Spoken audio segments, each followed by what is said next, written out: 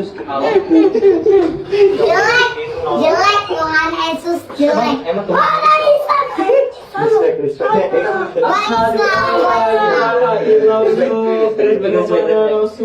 Coba, gua beneran Ada 5. Oh iya, 5. Ada 5 aja. 6. 1 apa terawih?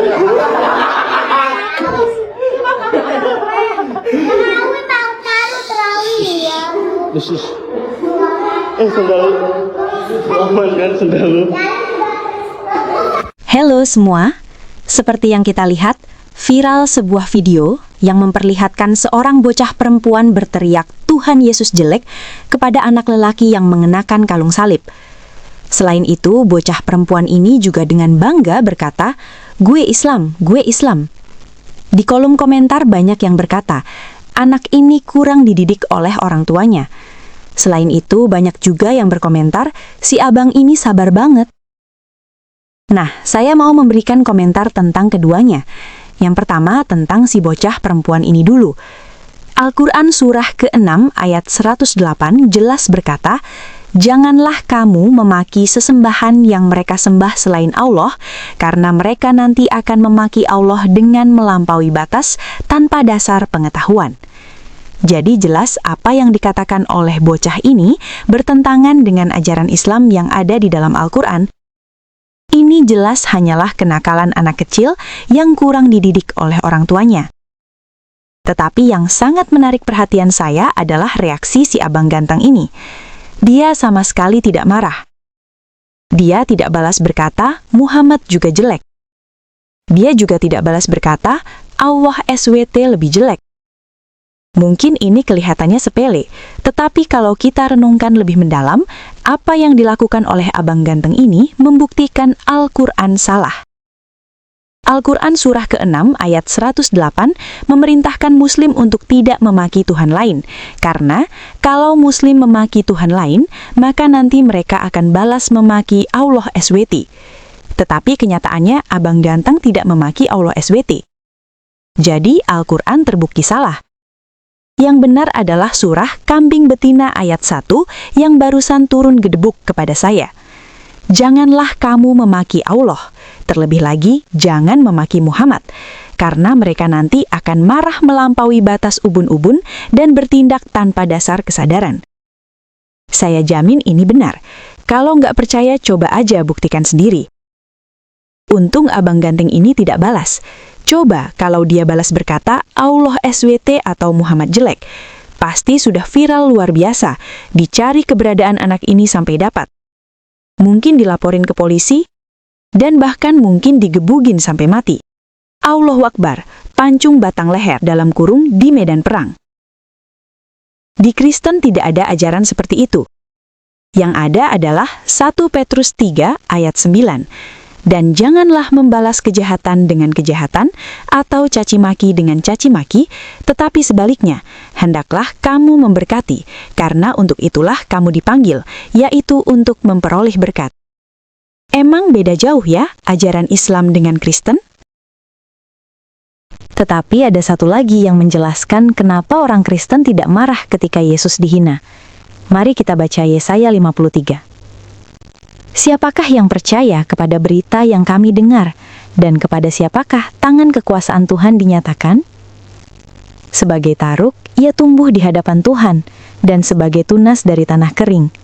Ia tidak tampan, dan semaraknya pun tidak ada, sehingga kita memandang dia, dan rupa pun tidak, sehingga kita menginginkannya. Ia dihina dan dihindari orang, seorang yang penuh kesengsaraan dan yang biasa menderita kesakitan. Ia sangat dihina, sehingga orang menutup mukanya terhadap dia, dan bagi kita pun dia tidak masuk hitungan. Tetapi sesungguhnya, penyakit kitalah yang ditanggungnya, dan kesengsaraan kita yang dipikulnya. Padahal kita mengira dia kena tulah, dipukul dan ditindas Allah. Tetapi dia tertikam oleh karena pemberontakan kita, dia diremukkan oleh karena kejahatan kita. Ganjaran yang mendatangkan keselamatan bagi kita ditimpakan kepadanya, dan oleh bilur-bilurnya kita menjadi sembuh. Kita sekalian sesat seperti domba, masing-masing kita mengambil jalannya sendiri, tetapi Tuhan telah menimpakan kepadanya kejahatan kita sekalian. Dia dianiaya, Tetapi dia membiarkan diri ditindas dan tidak membuka mulutnya, seperti anak domba yang dibawa ke pembantaian. Seperti induk domba yang keluh di depan orang-orang yang menggunting bulunya, ia tidak membuka mulutnya. Sesudah penahanan dan penghukuman ia terambil, dan tentang nasibnya siapakah yang memikirkannya? Sungguh, ia terputus dari negeri orang-orang hidup, dan karena pemberontakan umatku ia kena tulah. Orang menempatkan kuburnya di antara orang-orang fasik, dan dalam hatinya ia ada di antara penjahat-penjahat, sekalipun ia tidak berbuat kekerasan dan tipu tidak ada dalam mulutnya. Tetapi Tuhan berkehendak meremukan dia dengan kesakitan. Apabila ia menyerahkan dirinya sebagai korban penebus salah, ia akan melihat keturunannya, umurnya akan lanjut, dan kehendak Tuhan akan terlaksana olehnya. Sesudah kesusahan jiwanya, ia akan melihat terang dan menjadi puas, dan hambaku itu sebagai orang yang benar, akan membenarkan banyak orang oleh hikmatnya, dan kejahatan mereka dia pikul.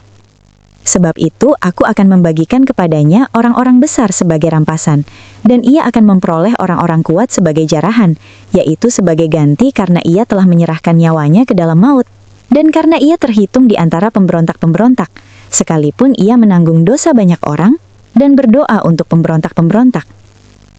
Jadi ketika ada orang yang berkata Tuhan Yesus jelek, orang Kristen bukannya marah, tetapi malah senang. Karena merasa apa yang dia imani itu terbukti benar. Apalagi yang berkata seperti itu hanyalah bocah kecil yang tidak tahu apa-apa. Tidak ada sedikit pun rasa tersinggung, apalagi marah. Yang ada adalah rasa kasihan dan keinginan untuk memberitakan Injil Yesus Kristus. Sekian video kali ini, sampai jumpa di video yang akan datang. Tuhan Yesus memberkati.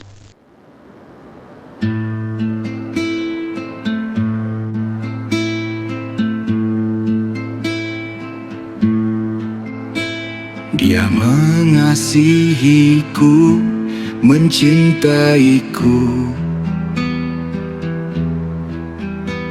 Dia menyembuhkanku, menghiburku.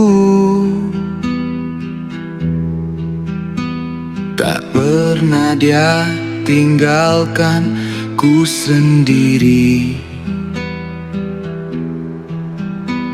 Dia anak manusia yang mulia.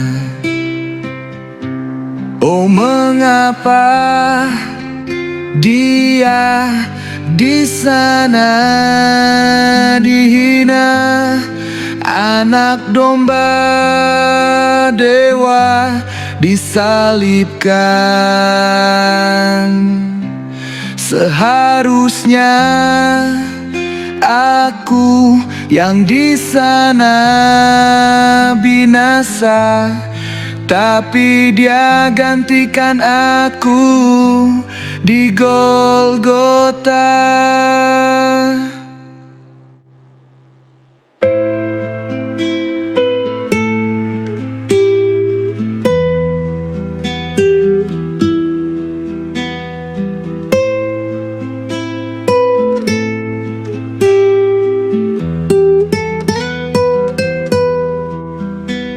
Penyakit dan sengsaraku dipikulnya. Dia tertikam karena pemberontakanku. Dia diremukkan karena kejahatan yang kulakukan. Dia tanggung dosaku dan menebusku. Oh, mengapa dia di sana dihina, anak domba dewa disalibkan. Seharusnya aku yang di sana binasa, tapi dia gantikan aku di Golgota. Oh, mengapa dia di sana dihina, anak domba dewa disalibkan. Seharusnya aku yang di sana binasa, tapi Dia gantikan aku di Golgota.